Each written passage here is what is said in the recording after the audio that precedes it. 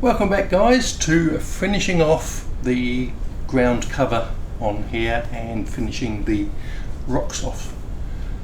What I'm going to do first, yes, it looks wintry as it is, but it's not. It's all brown plastery colours. But before I put the snow on the layout, I want to build up the ground textures, the grasses, the weeds, the bushes, where they're all going to go, on the basis that snow cover isn't uniform all over.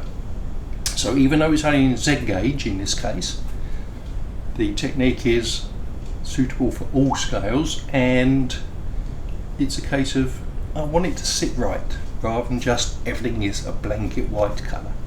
So what I've got here, I have some cheap, very cheap art paints, water-based things. I've got a burnt umber and a black. Unfortunately I've got no white to mix in with it.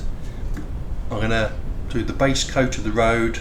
I can then go over it with grey colours of various other paints, but I just want this to soak into the plaster and go around with the brown and do everywhere else before I start adding and building up the layers of scatters and static grasses, and of course finishing the rocks off so that they stand out from the scenery. So first off, I'm going to mix some water with the paints, and now we'll get it brushed on here. So first off, I'm just going to start with a brown. It's quite thin and runny, and I'm just going to brush it on liberally. It's going to soak in everywhere, which is what I want.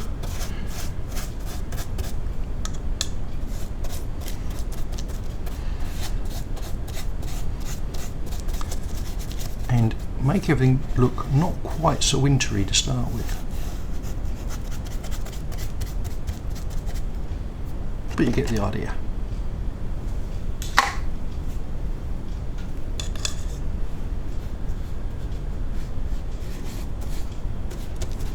I'm not going to go right up to the track with it, because at the track itself I will still want some white, because I'm literally just going to be painting that area white rather than attaching snow to everything.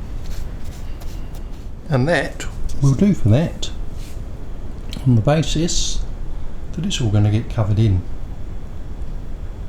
So we'll just leave it to dry for a little bit, and then we'll come back and we'll get the airbrush and we'll spray black on the rocks, ready for highlighting.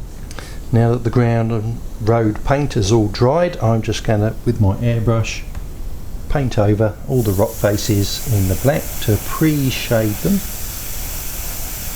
And for this I'm using just ordinary Humbrol enamel, thinned,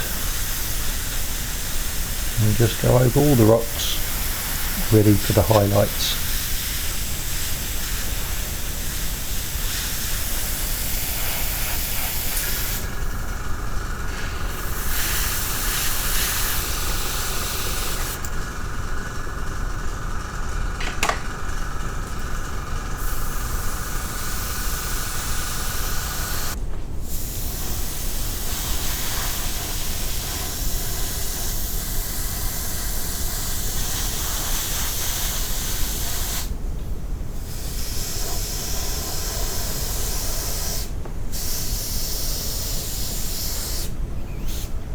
And now that we've got all the rocks covered in black paint, once it's dry we can come around and pick out the highlight, the details.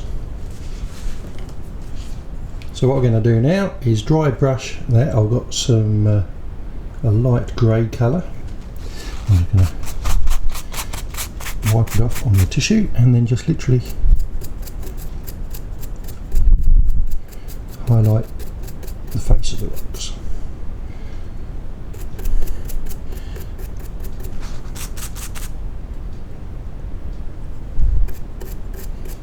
And just dry brush over the black. So now you get some different facets of colour, and I'll now just go over the other rocks and show you when it's done. And for the third and final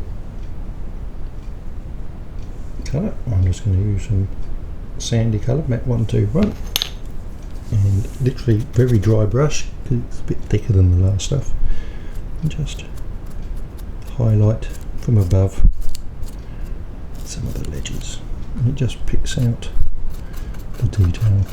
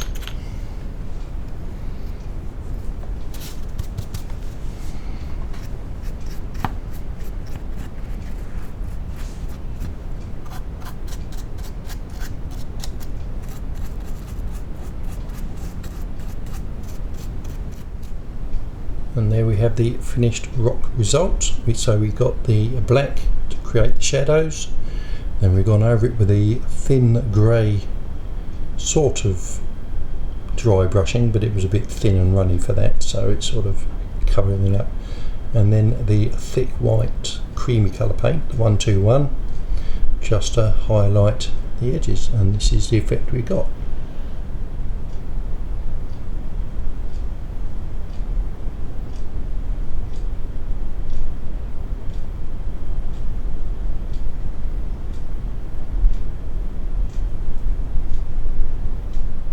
So we now have the rocks all done and dusted, and we'll call that it for this video. The next thing we'll do is we'll get the ground cover on and then start blending it all together.